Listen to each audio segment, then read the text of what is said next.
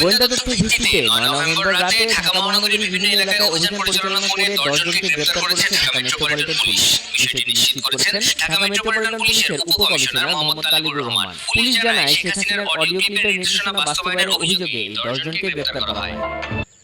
তবে শেখ হাসিনা অডিও ক্লিপে যে বলেছে যে তার টার্মিনালে পুলিশ পোস্টার ব্যানার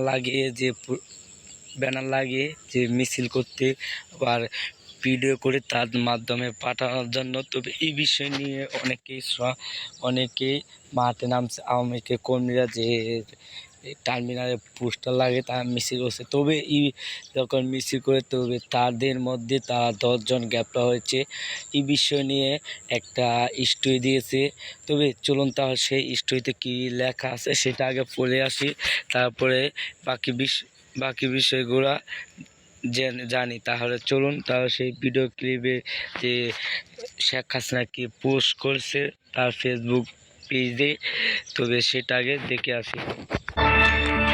গণমাধ্যমে পাঠানো এক সংবাদ বিজ্ঞপ্তিতে পুলিশের পক্ষ থেকে বলা হয়, সম্প্রতি আওয়ামী লীগ সভানেত্রী শেখ হাসিনা একটি অডিও ক্লিপে তার দলের নেতাকর্মীদের দিয়ে যুক্তরাষ্ট্রের নবনির্বাচিত প্রেসিডেন্টের ছবি ও যুক্তরাষ্ট্রের পতাকা ব্যবহার করে অবৈধ মিছিল সমাবেশের নির্দেশ দেন, যার মাধ্যমে সেই ছবি ও প্ল্যাকার্ড ঢাল হিসেবে ব্যবহার করার নির্দেশ প্রদান করা হয়।